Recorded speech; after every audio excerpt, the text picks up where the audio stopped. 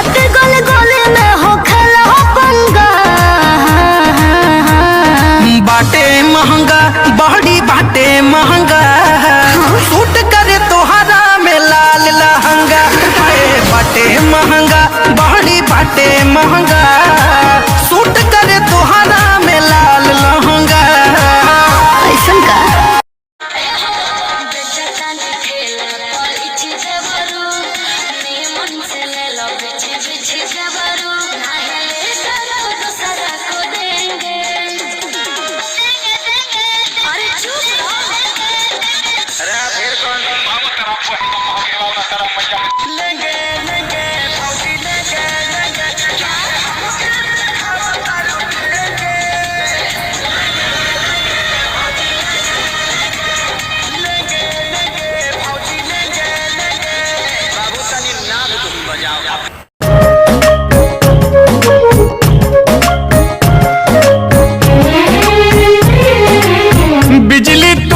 हो तारू दिलवा प हमारा हो अपन डोलाई के कमरिया। हवने ना तोहर लुटेरा निरखेला कमर के घेरा, उठे अजब गजब के नासा जनी ऐसे मतिया फेरा। सच हाँ के करेला मस्करिया हो, लागल बा फालती को लहरे झलरिया हो, जनमा रे जान हो मधुन डोलर सरिया।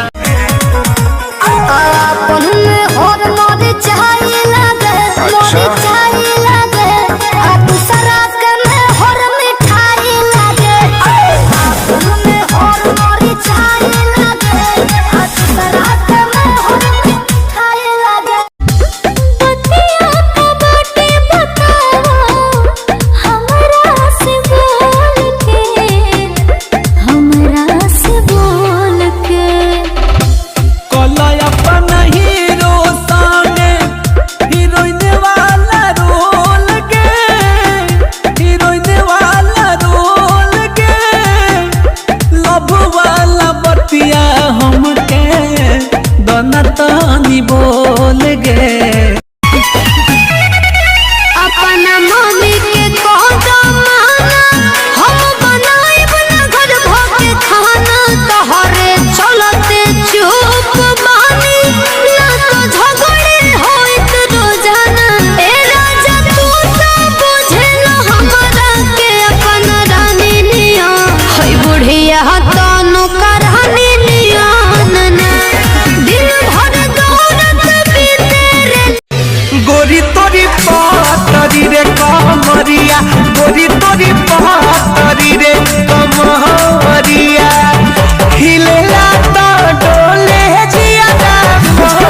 गोरी तोरी जानी अखियाँ से I love you लिखा, ना है प्यार के पानी झिरेगा। पतिया का बाटे बताओ हमरा से बोल के, हमरा से बोल के। कलया अपन हीरो सामने हीरोइन वाला रोल के, हीरोइन वाला रोल के, लव वाला बतिया हमके दोना तानी बोल गे। गोरी तोरी पातरी रे कमरिया, गोरी तोरी पातरी रे कमरिया, हिलेला तो डोले जिया मोर। गोरी तोरी तोहरो से मस्त आई कम लागतिया, साली हमर बाली से ना कम लागतिया। सच कहीं जान काली माई के कसम, तहर छोटा की बहिनिया तो बम लागतिया, छोटा की बहिनिया तो बम लागतिया।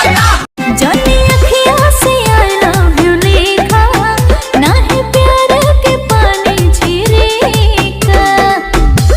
पतिया का बाटे बताओ हमरा से बोल के, हमरा से बोल के।